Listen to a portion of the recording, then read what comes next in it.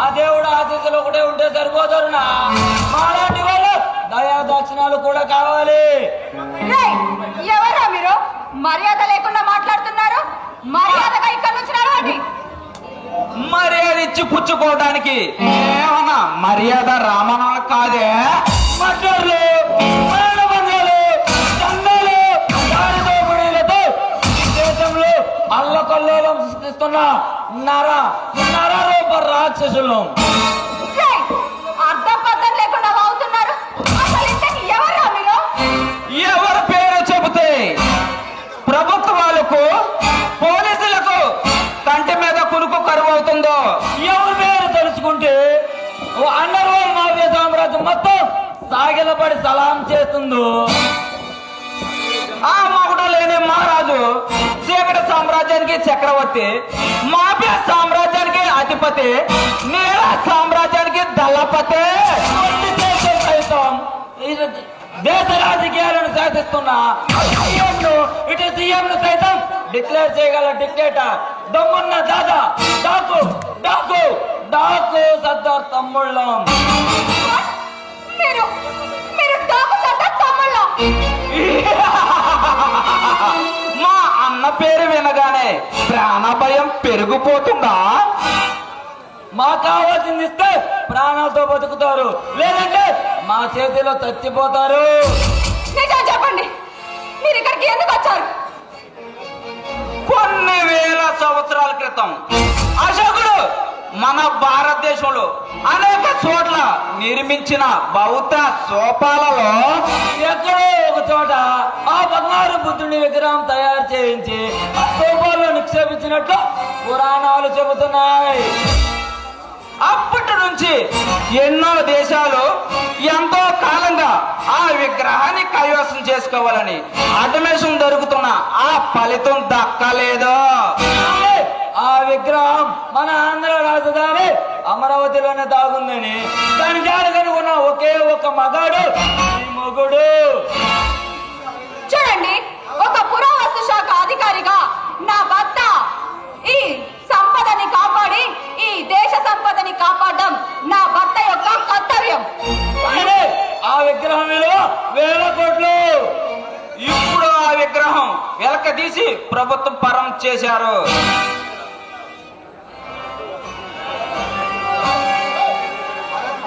కాదంటే నిన్ను నీ మొగుడిని చాలా గర్భంలో కలిపేస్తాం. మర్యాదగా ఇక్కడ నుంచి వెళ్ళండి. నా భర్త వచ్చాడంటే ఒక్కడిని కూడా వదిలిపెట్టాడు. ప్రాణాలతో బ్రతికి బయటపడతారు. వెళ్ళండి. అయితే చూడే, నీ శీలాన్ని కాపాడుకోవటానికి నీ మొగుడు వస్తాడో ఇంకెవడొస్తాడో మేము చూస్తామే. రావే.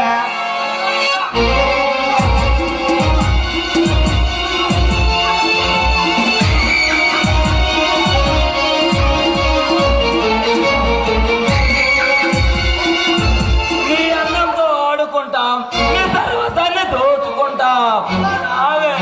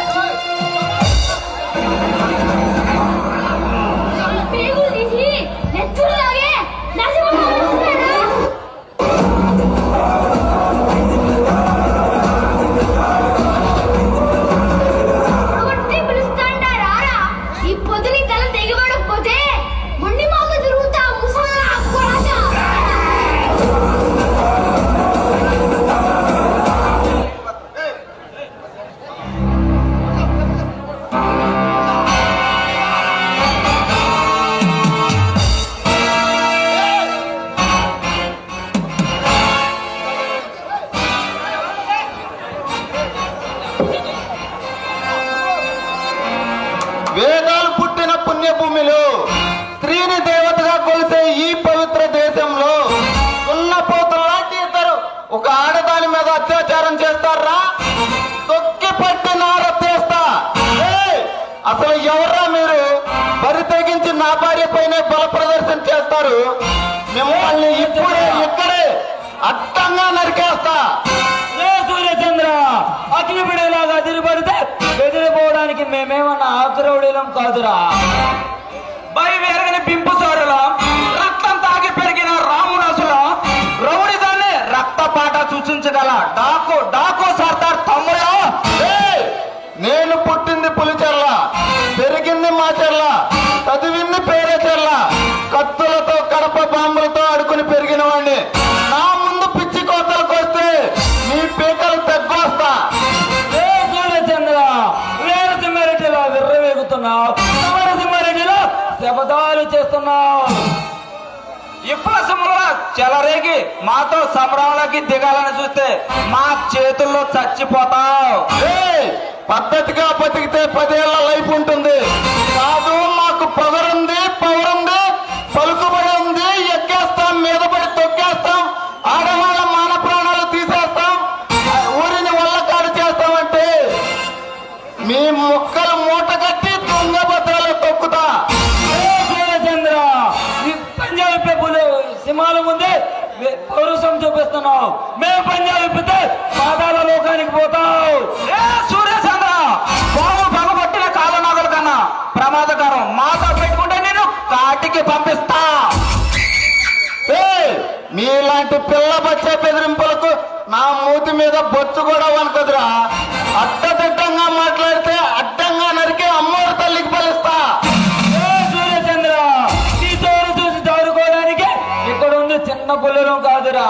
నీతో చెడుగుడడానికి వచ్చిన చిరత పుల్లలం రక్తాన్ని రాలా కలుపుని తాగగల రౌడి పుల్లలో నువ్వు రెచ్చిపోతే నీకు రక్త శాసన రాయగల డాకు డాకు సర్దార్ తమ్ముళ్ళు. సైలెంట్ గా ఉన్న సింహాన్ని జూలు పట్టి లేపకండి. అది ఒక్కసారి జూలు విదిలించిందంటే తట్టుకోలేరు. పారిపోయి మీ ప్రాణాలు కాపాడుకోండి. సూర్యచంద్ర, నీలాంటి సింహాలకు చర్మగీతం పాడిన చరిత్ర మాది. నువ్వేంట్రా మమ్మల్ని చేసేది? మాట పెట్టుకుంటే మాడి మసైపోతావు. ఏ సూర్యచంద్ర, నువ్వు సావాలని కోరిక ఉంటే సరదా పడు. నిన్ను కూడా ఆ చరిత్రకు పరిశీలన చేస్తాం, పై లోకానికి పార్సల్ చేస్తాం. ఏయ్! నన్ను రెచ్చగొట్టకండి. రెచ్చగొట్టి నాలో ఉన్న వేటగాడిని నిద్ర లేపకండి. ఆ తర్వాత మొత్తుకున్నా, వచ్చిన కాళ్ళు పట్టుకున్నా, ఆ దేవుడే దిగి వచ్చిన కనికరించను. అమ్మోరు తల్లి జాతరలో ఏట తల నరికినట్టు రప్ప రప్ప నరుకుతా. సూర్యచంద్ర, నువ్వు కొనుక్కున్నా ఆ నిధికి జాడ మాకు చెప్పు, నిన్ను ప్రాణాలతో వదిలేస్తా. ఏ సూర్యచంద్ర, నిన్ను కోటేశ్వరం చేస్తాం, కోటల అధిపతిగా మారుస్తాం. ఏయ్! ఎంతో విలువైన బుద్ధుని బంగారు విగ్రహాన్ని మీకు దక్కనివ్వను.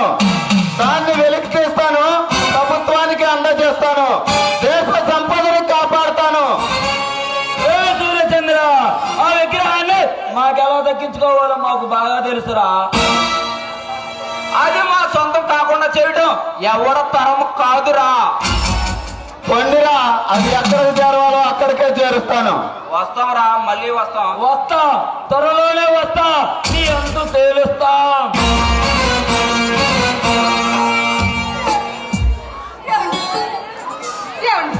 మీరు సమయానికి వచ్చారు కాబట్టి సరిపోయింది, లేదంటే నా పరిస్థితి ఊహించుకుంటేనే చాలా భయంగా ఉందండి.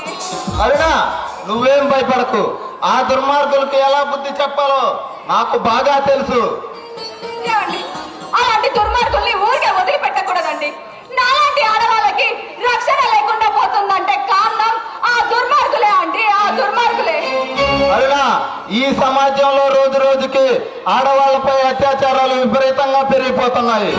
దానికి కారణం మద్యము లేక మానసిక రోగము అస్సలు అర్థం కావటం లేదు. అవునండి, ఇలాంటి రాక్షసులు ఉన్నంత కాలం మాలాంటి ఆడజాతి ఎక్కడ అంతరించిపోతుందో అని చాలా భయంగా ఉందండి. అరుణా, అంత మాట అనుకో. మిమ్మల్ని కాపాడుకోవాల్సిన బాధ్యత మాది. ఇకపై ఈ దేశంలో ఆడవాళ్లపై అసభ్యంగా ప్రవర్తించిన, అత్యాచారాలు జరిపిన ప్రభుత్వం వారికి కఠినంగా శిక్షలు విధించాలి. సాక్ష్యాలు ఆధారాలు ఆలస్యం చేయకుండా నేరస్తులకు నెలదిరక్క ముందే ఉరిశిక్ష విధించాలి.